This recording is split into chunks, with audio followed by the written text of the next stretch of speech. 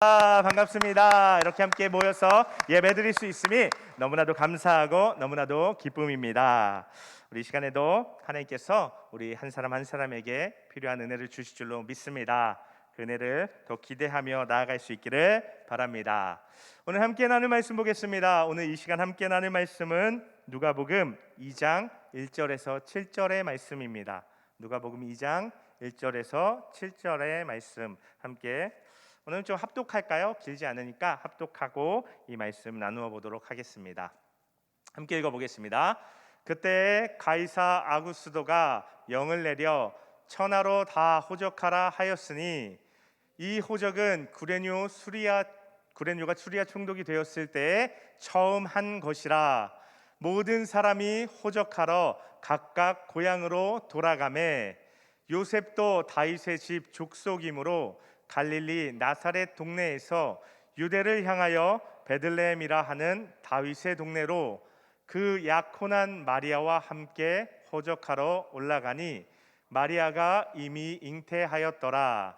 거기 있을 그때에 해산할 날이 차서 첫 아들을 낳아 강보로 싸서 구유에 뉘었으니 이는 여관에 있을 곳이 없음이러라. 아멘. 아멘. 오늘 함께 읽은 이 말씀으로 나에게는 이라는 제목으로 하나님 우리에게 주시는 은혜를 나누어 보도록 하겠습니다. 지난주부터 우리가 잘 아는 것처럼 대림절이라는 절기의 이름으로 성탄 즈음의 때를 보내고 있습니다. 예수님의 태어나심에 대해서 우리 청년들은 어떻게 느끼시고 예수님의 태어나심이 우리 청년들에게는 어떻게 다가오는지 모르겠습니다. 멈추어서 잠잠히 좀 생각해 보면 예수님께서 이 땅에 오신 그 날을 또 예수님께서 태어나신 그것을 생각해 본다면 떠올려 본다면 뭔가 좀 따뜻함을 느낄 수도 있고 좀 뭔가 평안함을 느낄 수도 있지 않을까 합니다. 그런데 문제는요, 우리가 가만히 멈추어서 충분히 이것을 생각하고 묵상하지 못한다라는 것입니다. 그래서요, 이 4주간의 대림절이 우리에게 참 중요한 시간이구나라는 생각을 해보게 됩니다. 그저 성탄절 딱 하루로 우리가 예수님의 태어나심을 기념한다면 우리는 그냥 와 하다가 지나가 버리고 말 거예요. 그렇죠? 근데 이 4주라는 충분한 시간을 통해서 또 이 네 번의 주일을 통해서 예수님의 태어나심에 대한 그 말씀들을 나누면서 다시금 우리 마음에 그때를 떠올려 보면서 그 은혜들을 우리가 마음속에 다시금 헤아려 볼 수 있는 시간을 가질 수 있어서 참 감사하다 하는 생각을 해봅니다. 지난주에 대림절 첫 주일을 맞아서요, 우리는 예수님의 다시 오심에 대한 소망을 담은 말씀으로 마태복음의 마지막 말씀을 나누고 이제 마태복음을 떠나보냈습니다. 그리고 나서 이번 주일부터 앞으로 남은 3주의 대림절 동안 어떤 말씀을 함께 나누어 볼까라는 생각을 하고 있을 때 이 누가복음의 말씀이 생각이 났습니다. 그래서 특별히 누가복음 2장의 말씀으로 앞으로 3주간 예수님의 이 땅에 태어나심에 대한 그 말씀과 그 은혜와 또 그 도전과 거기에 담긴 하나님의 마음들을 함께 나눠보도록 하겠습니다. 오늘 말씀이 시작되는 1절의 말씀을 보면요, 예수님께서 태어나시던 때의 시간적인 배경을 분명히 드러내고 있습니다. 1절 말씀 다시 한번 볼까요? 그때 가이사 아구스도가 영을 내려 천하로 다 호적하라 하였다는 것입니다. 가이사 아구스도가 일반 역사적인 명칭으로는 카이사르 아우구스트라는 사람입니다. 로마의 첫 번째 황제인데요, 그가 로마의 황제로 다스리던 때였다는 것입니다. 사실 이 누가복음의 이 예수님의 탄생의 기록은요, 좀 특징적인 것이 있는데 그것은 4개의 복음서 중에 유일하게 예수님의 탄생의 때를 일반 역사와 연결해서 설명하는 복음서라는 것입니다. 우리가 앞서 나눴던 마태복음은요, 그 대상이 유대인이었습니다. 그와 마찬가지로 누가복음도요, 특정한 어떤 무리를 대상으로 쓰여진 복음서였습니다. 그것은 바로 헬라인들이었는데요, 이 헬라 사람들이 가진 특징 중에 하나가 정치적 상황에 관심이 많고 또 정치적인 이런 상황들에 굉장히 익숙한 사람들이었다는 거예요. 그래서 이 헬라 사람들한테 쓰는 복음서인 이 누가복음은 그 때를 분명하게 정치적으로 연결지어서 설명하고 있다는 것입니다. 이 로마 황제 가이사 아구스토가 그가 다스리는 영토 내에서 모든 사람들에게 한 가지 명령을 내립니다. 뭐죠? 호적해라라는 건데 우리식으로 말하면 인구조사를 하라라는 것입니다. 그래서 왜 인구조사를 해야 되나 생각을 해보면 로마라는 큰 나라 안에서 이 큰 나라를 유지하기 위해서는요, 먼저는 큰 군대가 필요합니다. 사람들을 모아들여야 돼요. 필요한 사람들을 군대로 모아들여야 되는데 인구에 대한 대충 인구수가 얼마나 되는지, 연령이 어떻게 되는지 그거를 알아야 적절하게 군인을 모집할 수가 있었을 것입니다. 그리고 또 하나는 그 큰 나라를 유지하기 위한 뭐가 필요할까요? 돈이 있어야 되겠죠, 그렇죠? 그 돈을 얻기 위해서 세금을 걷어야 했는데 그 사람 인구수가 얼마나 되는지, 소득 수준이 얼마나 되는지를 알아야 세금을 거둘 수 있기 때문에 이 인구 조사를 하게 되었다는 것입니다. 로마라는 나라의 통치의 근간을 유지하기 위해서 인구를 조사하고 호적을 하게 한 것입니다. 유대인 같은 경우는요, 로마의 군대에 유대인들을 군인으로 모집하거나 뽑지는 않았습니다. 군대에 징병돼서 갈 일은 없었어요. 근데 로마 사람들도 유대인들도 로마의 식민지로서 그 세금을 부담할 의무가 있었습니다. 그렇기 때문에 그 세금이 얼마 정도 걷어들일 수 있는지 유대인들한테도 이 인구조사를 하도록 시킨 것입니다. 그러다 보니까 이제 어떤 일이 벌어지죠? 3절에 보면 이제 이런 일들이 벌어지게 됩니다. 모든 사람이 호적하러 각각 고향으로 돌아갔다는 거예요.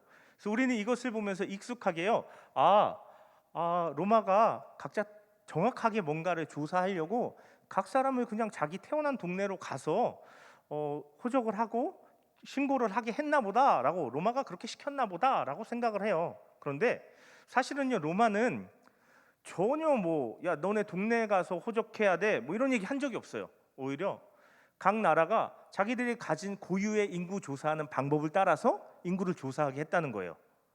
그러면 지금 로마가 시키지도 않았는데 유대인들은 다 자기가 태어난 데로 돌아가서 인구를 지금 자기를 호적하고 신고하고 있다는 것을 우리가 알 수 있는 거예요. 맞아요. 유대의 그런 전통적인 관습적인 인구 조사 방법이 태어난 지역에서 신고하고 조사하는 것이었기 때문에 이들이 로마가 그렇게 시킨 것도 아닌데 스스로 자기 마을에 가서, 자기가 태어난 지역에 가서 그렇게 자기를 신고하고 있었던 것입니다. 그래서요, 다윗의 동네에서 다윗의 가문으로 태어났던 이 요셉이라는 사람은 마리아를 데리고 자기가 거주하는 갈릴리 나사렛을 떠나서 다윗의 동네인 베들레헴으로 내려가게 됩니다. 우리가 아는 것처럼요, 오늘 말씀에도 드러나 있는 것처럼 마리아는 임신 중이었고요, 베들레헴에 다다를 때쯤 돼서 출산할 시기가 찾아왔습니다. 그리고 나서 7절의 말씀은 그 예수님의 태어나심을 우리에게 이렇게 보여주고 있습니다. 7절 말씀을 다시 한번 보겠습니다. 같이 읽어보겠습니다.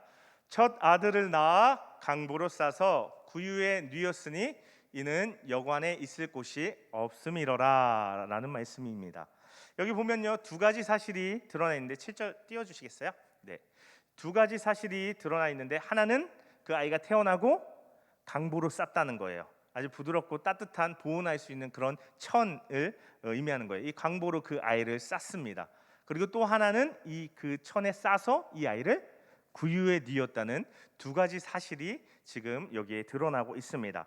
우리는 첫 번째 사실을 보면서 당연하지, 아기가 태어났으니까 알몸으로 있게 할 수는 없으니까 당연히 부드러운 천으로 싸서 그 몸을 보호해야지 끄덕끄덕합니다. 그런데 그 다음 사실을 보면서 뭐라고? 구유에 누였다고 하면서 갸웃하게 된다는 것입니다. 구유는요, 말 그대로 가축의 여물통을 의미합니다. 또 동시에 파트네라고 하는 이 구유를 가리키는 헬라어 단어는 이 외양간을 의미하기도 하는 단어입니다. 그럼 다시 말해서 예수님께서 외양간에 그 여물통에 뉘어졌구나라는 것을 우리가 이 7절의 말씀을 통해서 알 수 있게 되는데요. 왜 이 여물통에 예수님께서 눕혀졌지? 그 이유에 대해서 분명히 이야기하는 것이 7절 후반부의 말씀입니다. 다시 한번 보여주시면 좋겠습니다. 7절 여기 보면 여관에 있을 곳이 없음이러라라고 말하고 있습니다. 이것과 관련해서요.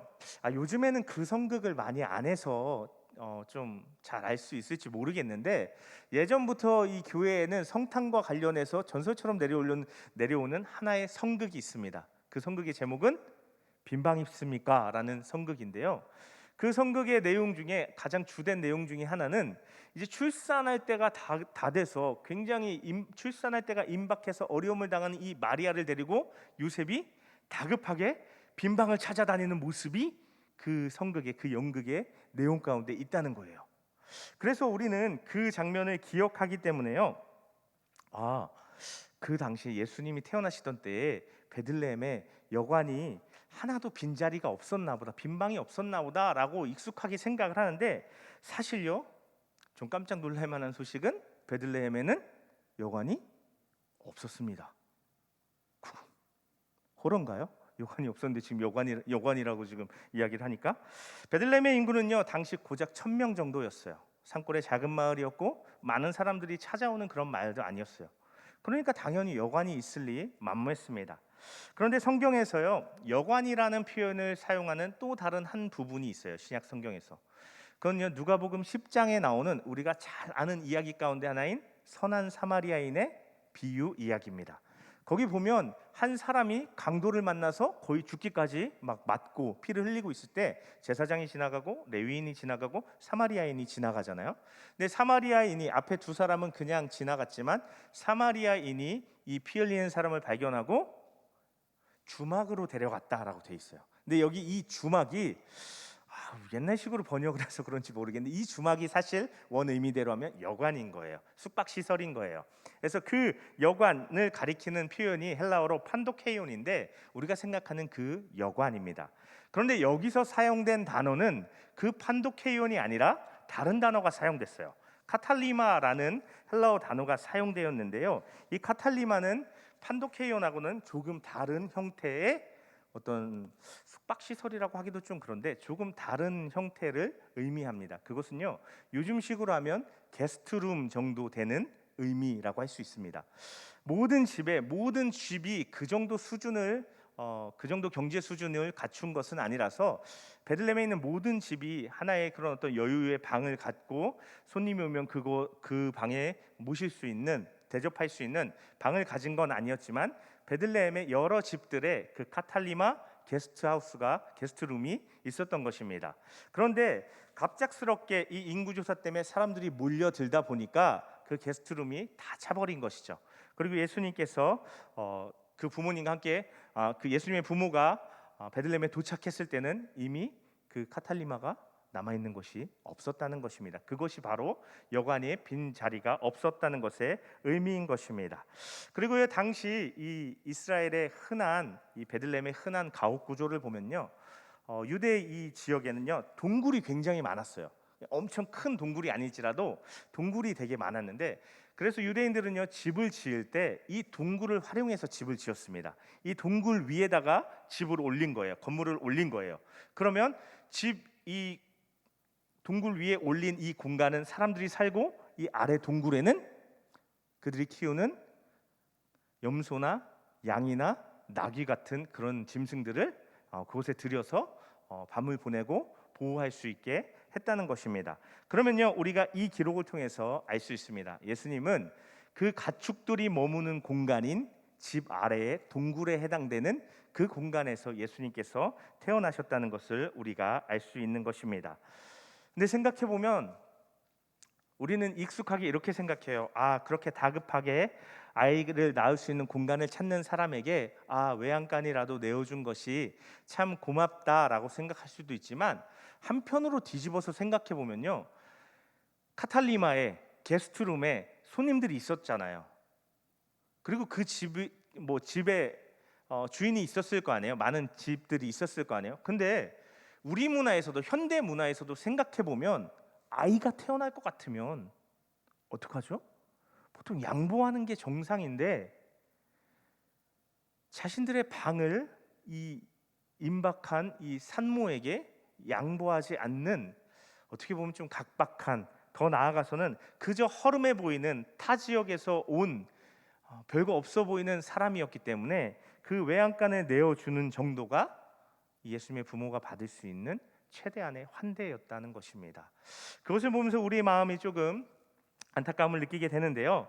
이러한 예수님의 탄생의 모습을 통해서요, 이 이야기를 보면서 우리는 그냥 예수님께서 그냥 이렇게 탄생하셨구나를 누가가 우리에게 알려주고 싶었구나라고 생각할 수 있는데요. 사실 이 짧은 7절의 기록 가운데서요, 누가가 우리에게 분명히 제시하고 싶고 누가가 우리에게 분명히 깨닫게 해주고 싶었던 한 가지 메시지가 있습니다.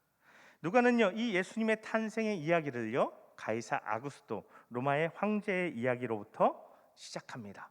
이 가이사 아구스토라는 사람은요, 원래는 로마의 황제, 이 가이사 아구스토 앞에 로마의 왕은 카이사르라는 사람이었습니다. 우리가 잘 아는 시저라고도 불리는 그런 사람이죠. 근데 사실 이 여기서는 아구스토, 원래 표현으로는 아우구스투스인데, 이 아우구스투스는요, 시저의 조카의 아들이에요. 그러니까 시저의 조카 손자 정도 되는 아주 먼 관계고, 아우구스투스 원래 이름은 옥타비아누스인데, 옥타비아누스의 어머니는 귀족이에요. 당연히 왕족이니까 귀족이겠죠. 근데 아버지가 평민이에요. 그러다 보니까 이 옥타비아누스는 평민으로 취급을 받고 그닥 주목을 받고 그닥 대단한 사람이 아니었습니다. 그런데 어머니가 재혼을 하게 되면서 이 아이를 외할머니한테 맡기게 됩니다. 시저의 누나죠. 근데 시저가, 이 카이사르가 이 누나 집에 와 있는 애를 보니까요, 얘가 좀 싹수가 보이는 거예요. 얘가 뭔가 똑똑하고 얘가 뭔가 전쟁에 나가서 잘 전쟁을 감당하고 좀 이런 뭔가 왕이 될 자질이 보이는 거예요. 그리고 하필 카이사르한테는 이 합법적인 자녀가 없었어요. 그래서요, 이 카이사르가 내 후계자로 이 옥타비아누스를 세워야 되겠다 그래서 죽기 전에 유서를 썼는데, 카이사르를 이 승계자 1번으로 세워놓고 이 사람이 유서를 남기고 죽게 됩니다. 근데 사실요, 옥타비아누스는 19살에 왕위에 오르는데요, 왜냐하면 시저가 암살을 당해요. 갑자기 암살을 당해요. 그래서 내가 얘를 잘 데리고 있다가 훈련시켜서 좋은 왕으로 세워야 되겠다 생각을 하고 있었는데, 암살을 당해서 일찍 죽어버린 거예요. 그러니까 어린 나이에 왕위에 오르게 됐는데 다들 걱정했어요. 이 옥타비아누스 편에 있는 사람들도 걱정했어요. 이 어린 왕이 지금 쟁쟁한 정치와 아주 전쟁에 능한 사람들이 앞에 버티고 있는데 과연 이 사람이 잘 해낼 수 있을까라는 의심을 가지고 차라리 그냥 항복하세요, 이 정도의 얘기를 옥타비아누스한테 해줬습니다. 근데 뜻밖에요, 옥타비아누스가 너무 탁월한 거예요. 그래서 우리가 잘 아는 이름은 한번 좀 들어본 악티움 해전이라는 데서 승리하면서요, 로마를 정리해버립니다. 그리고 로마의 가장 큰 힘이 있는 원로원이 이 옥타비아누스를 아주 존엄한 자, 로마에서 최고 존엄한 자라고 해서 그 존엄한 자라는 명칭인 아우구스투스를 이 명칭으로 붙여준 것입니다. 그래서 이 아우구스투스는 로마의 최초의 황제가 됩니다. 이전에는 왕이 있었지만 이 공화정으로 이 정치 기구하고 같이 협치를 했는데, 이 아우구스투스는 황제가 돼서 이 전체 땅을 자기의 힘 아래 두고 정복하고 다스리게 됩니다. 근데 지금 제가 말씀드린 것처럼 아주 혼란한 시대에 경쟁자들을 잠재우고 평화를 가져다준, 번영을 가져다준 왕이라고 해서 팍스 로마나라고 해서 이 당시 로마 지역에서는 로마인들에게는 평화를 가져다준 평화의 왕이야라고 알려져 있었습니다. 그리고 더 나아가서요, 이 사람이 그렇게 대단했기 때문에 우리 8월 달이 영어로 뭐죠? 어거스트. 그 어거스트가 바로 이 아우구스투스에서 따온 표현입니다. 그만큼 대단한 사람이었어요. 그렇게 인정을 받는 사람이다 보니까요, 이 아우구스투스가 황제가 돼서 한 가지 일을 하는데, 그거는 자기의 선왕인, 자기의 양아버지인 이 카이사르를 신으로 만들어 버립니다. 신격화해 버립니다. 그러면요, 이게 첫 번째 목적은 카이사르를 높이기 위한 거라고 할 수 있지만, 두 번째 진짜 아우구스투스가 노린 게 뭘까요? 내 아버지가 신이면 나는 뭐예요? 신의 아들인 거잖아요, 그렇죠? 그걸 노린 거예요. 아버지를 선조를 높이면서 자기도 신의 아들로 자기도 신으로 만들어 버린 거예요. 그래서 그때부터 로마의 황제 숭배가 시작된 것입니다. 아무튼 그만큼 대단한 사람이었고, 그래서 이 아우구스투스라는 사람을 정리하면 평화의 왕이었고 신의 아들, 불리는 사람이었다는 것입니다. 그러나요, 오늘 그 평화의 왕 신의 아들로 받아들여지는 아우구스투스로부터 예수님의 이야기가 시작되고 있는데요. 눈치 빠른 청년들은 아마 눈치챘을 수 있는데, 오늘 말씀에서 보는 것처럼 아우구스투스로 인한 평화, 아우구스투스가 가져다 주었다는 평화는요, 사실 거짓 평화였어요. 왜냐하면 그의 평화는요, 그의 힘과 권력에 의한 것이었고요, 그의 평화를 유지하기 위해서 많은 사람들이 군대에 끌려가야 됐고, 많은 사람들이 피와 기름을 짜내서 세금으로 바쳐야 했던 것입니다. 그의 평화는 참된 평화가 아니었던 것입니다. 그렇게 대단해 보이는 평화의 왕이고 신의 아들이라고 했지만, 아우구스투스는 거짓 신의 아들이고 거짓 평화의 왕이었다는 것입니다. 그런데 그 대단해 보이는 로마인들이 다 인정하는 아우구스투스와 누구를 지금 비교하고 대조하는 거예요? 예수님을 비교하고 대조하는 거예요. 왜냐하면 예수님은 우리가 아는 것처럼 참 평화의 왕이시고 참 하나님의 아들이시기 때문에, 이 참 하나님의 아들이요 평강의 왕이신 이 예수님의 탄생을 드러내면서, 너희들이 이 거짓 평화의 왕, 거짓 신의 아들 때문에 이제까지 힘들고 고생하고 고통스러웠는데, 이제는 이 참 평화의 왕이 우리에게 진정한 평강과 평화와 쉼을 허락할 거야, 내려줄 거야 라고 누가가 말하고 싶었던 것입니다. 그런데 그 참 하나님의 아들이요 평강의 왕이신 예수님의 탄생 장면은 굉장히 의외적인 모습이었던 것이죠. 화려한 왕의 탄생이 아니라 초라한 외양간의 탄생이었습니다. 사실 오늘 본문은요, 계속해서 하강하는 구도예요. 계속 아래로 내려가고 계속 아래로 떨어지는 구도예요. 로마 황제에서 시작해서요, 외양간에서 태어난 아기로 이 이야기가 내려갑니다. 그리고요, 요셉과 마리아가 어디서 출발해요? 갈릴리에서 출발해서 아래 지역인 유대 베들레헴으로 내려오고 있습니다. 그리고 그게 어디까지 내려가요? 짐승의 여물통인 구유까지 떨어지고 내려오고 있다라는 것입니다. 그런데 우리가요, 이 구유에 대해서 잠시 살펴볼 것은요, 우리가 구유 그러면 흔히 뭘 떠올려요? 말구유. 마국간에서 태어난 예수님 말구유, 뭐 이렇게 생각을 하는데, 당시 이스라엘에서는요 말을 키우지 않았어요. 이스라엘에서 말은요 전혀 쓸모가 없는 짐승이었어요. 왜냐하면 대부분이 산지였는데, 산지에서 말이 달릴 수가 없는 거예요. 말에 짐을 실을 수도 없고 말을 타고 다닐 수도 없는 거예요. 대신 이스라엘 지역에서 대부분의 사람들이, 많은 사람들이 키웠던 짐승은 나귀였습니다.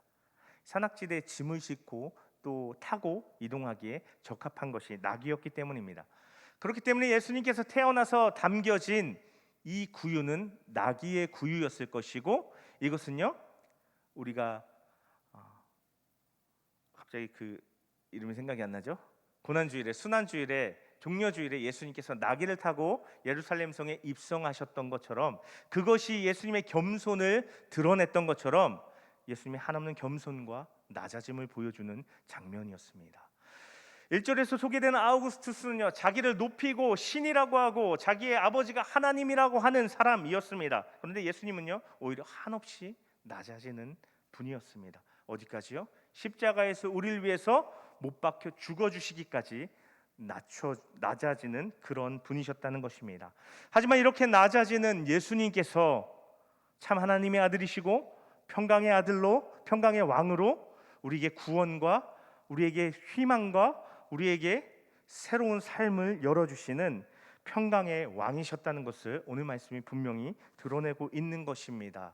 세상과 다르게 예수님은 낮아짐으로 우리를 섬기며 낮아짐으로 우리를 살리시는 왕이시라는 것, 평강을 주시는 분이시라는 것을 분명하게 오늘 누가는 이 1절에서 7절의 말씀을 통해서 드러내고자 했다는 것입니다. 당시 사람들이 보기에는요, 로마 제국 영토 안에서 가장 중요한 사람은 아우구스투스였습니다. 그보다 더 중요한 사람이 없어 보였습니다. 하지만 이 누가는요, 예수님을 그 아우구스투스와 비교하면서 자신의 복음서를 읽는 사람들에게 이 땅에 오신 예수님께 대해서 분명하게 깨닫게 해주고자 했다는 것입니다.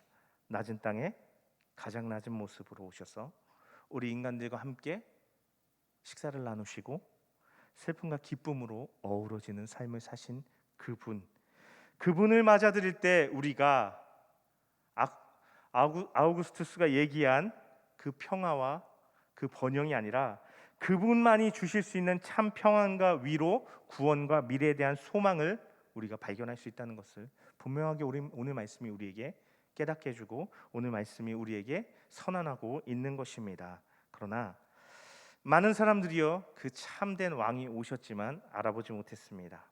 그래서 적절한 배려도, 적절한 섬김도, 환대도 베풀지 않고 가축이 머무는 곳에서 태어나게 했습니다. 지극히 낮고 천한 모습으로 오셨기 때문입니다. 오히려 사람들은요, 로마의 황제에 관심이 많았습니다. 그가 평화와 번영을 준다고 믿었습니다. 그렇지만 그 사람에게는 참된 소망이 없었습니다.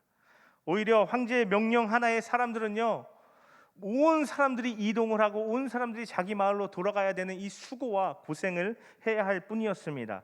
그리고 그 가운데요, 요셉과 마리아도, 나아가 예수님도요, 로마 황제의 영향 아래서 있었던 것 같아요. 힘없이 그냥 로마 황제가 가라 하니까 그냥 가고 먼 거리를 마다하지 않고 가야 하는 그 힘없는 모습으로 비춰지고 있는 것이죠. 그리고 그곳에서조차 머물 곳도 없고 가축의 자리에서 태어나야 했던 그 연약한 모습을 보여주고 있는 것입니다. 힘을 가진 자는 로마의 황제고 예수님조차도 그 로마의 황제에게 다스림을 받는 듯한 그런 모습으로 오늘 말씀 가운데 그려진다는 것입니다. 그런데 아이러니하게요, 역설적으로요, 이 예수님의 이동은요, 로마 황제가 시켜서 한 것이 아니라 구약의 말씀을 성취하기 위해서 하나님께서 베들레헴으로 옮겨가게 하셨다는, 이동시키셨다는 것입니다. 스스로를 신의 아들이라고 하고 로마의 황제로 이야기했지만 사실은요, 그 황제가 내린 이 명령조차도 하나님의 계획 가운데, 하나님의 섭리 가운데 이루어진 일이라는 것입니다. 이 로마의 황제가 자신을 신의 아들이라고 했지만 사실 이 사람을 다스리는 것도, 이 사람을 움직이는 것도 하나님이셨다는 것을 드러내고 있는 것입니다. 진짜 왕이 누구인지를 보여주는 말씀인 것입니다. 그리고 우리가 누구에게 집중해야 하는지를 분명하게 드러내는 말씀이라는 것입니다. 그러나 우리는요, 당시 사람들은요, 대부분 그 예수님께, 그 진정한 왕이신 예수님을 알아보지 못하고 집중하지 못했습니다. 그렇다면요, 우리가 살아가는 이 시대는 어떻습니까? 마찬가지로 세상은 지금이나 그때나 세상의 일들로 소란합니다. 온 세상 만왕의 왕이 오셨지만 세상의 소리에, 세상에서 벌어지는 일에만 관심을 집중하면서 살아가고 있습니다. 우리 또한 마찬가지입니다. 코로나가 어떻대, 경제가 어떻게 될 거래, 앞으로 어떻게 될 거래, 내년에 좀 우울할 거래, 이런 거에 더 관심을 갖고 있어요. 예수님이 태어나셨고 예수님께서 이 땅 가운데 오셔서 평강의 왕이 되어주시고 우리에게 구원과 영원한 하나님 나라의 소망을 베풀어 주셨습니다 라는 분명한 복음이 우리를 향해서 소리를 치고 있는데, 우리는 그것보다 내년에 어떻게 될 거래, 코로나가 언제까지 갈 거래, 코로나 치료제는 언제 나올 거래, 이런 거에 더 관심이 많아서 우리를 찾아오신 예수님을 온전히 바라보고 집중하지 못하고 있다는 것입니다. 2020년의 성탄 무렵은 더욱 그런 것 같습니다. 그런데 이런 시대, 이런 때 누가 그 왕을 만나겠습니까? 누가 그 왕이 주시는 평강과 위로, 구원과 소망을 경험할 수 있겠습니까? 오늘 말씀에 드러나 있는 것처럼 방을 준비해서 내어드릴 수 있는 사람이 바로 그 사람입니다. 내가 잠자는 방을 말하는 게 아니죠. 내 마음 중심의 가장 깊은 곳에 그 자리를 이 왕에게 내어드리는 사람이 바로 그 사람이라는 것입니다.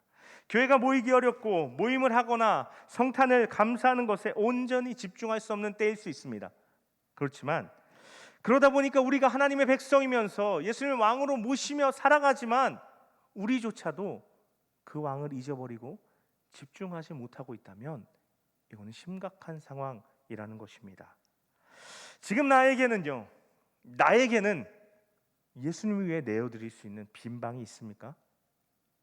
지금 예수님 내 마음에, 내 방에 모셔드리고 있습니까? 다른 손님들로 가득 채워져서 나 또한 예수님을 더럽고 냄새나는 초라한 외양간과 같은 내 마음 저 구석 어딘가에 몰아넣고 살아가고 있지는 않냐는 말입니다. 예수님 내 마음의 중심에, 예수님을 위해 예비된 그 방에 모셔드리고 그 예수님 기억하며 그 예수님 바라보고 있습니까? 이 성탄의 때에, 이 대림절을 보내는 이때에 우리가 이것을 점검해 볼 수 있기를 바랍니다.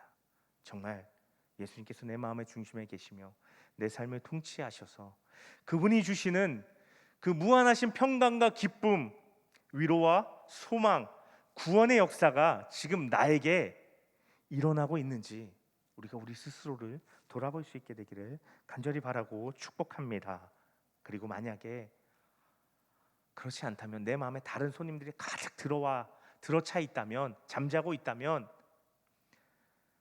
성적에 대한, 취업에 대한, 이직에 대한, 미래에 대한, 재정적인 어떤 준비에 대한 그런 생각들로, 그런 마음들로 내 마음의 방이 가득 차 있다면, 그러한 것들, 그런 손님들 잠시 다른 곳으로 내어쫓고 정말 참된 평강의 왕이요 하나님의 아들로 나를 만나기 위해서 찾아오신, 나에게 무한하신 그분의 위로와 평강과 소망을 주시어 나를 찾아오신 그분, 내 마음의 방, 내 중심에 모셔드리는 저와 여러분 되시기를 간절히 바라고 축복합니다. 그리고 예수님의 탄생의 소식이 가져다주는 기쁨과 평강을 회복하고 마음껏 누리고 경험하는 이 성탄의 때가 되기를 축복합니다. 또 예수님께서만 주실 수 있는 이 때를, 이 시대를 넘어서는 위로와 회복, 구원과 영원한 하나님 나라 소망을 마음껏 소유하게 되시는 저와 여러분 되시기를 다시 한번 간절히 바라고 축복합니다. 아멘.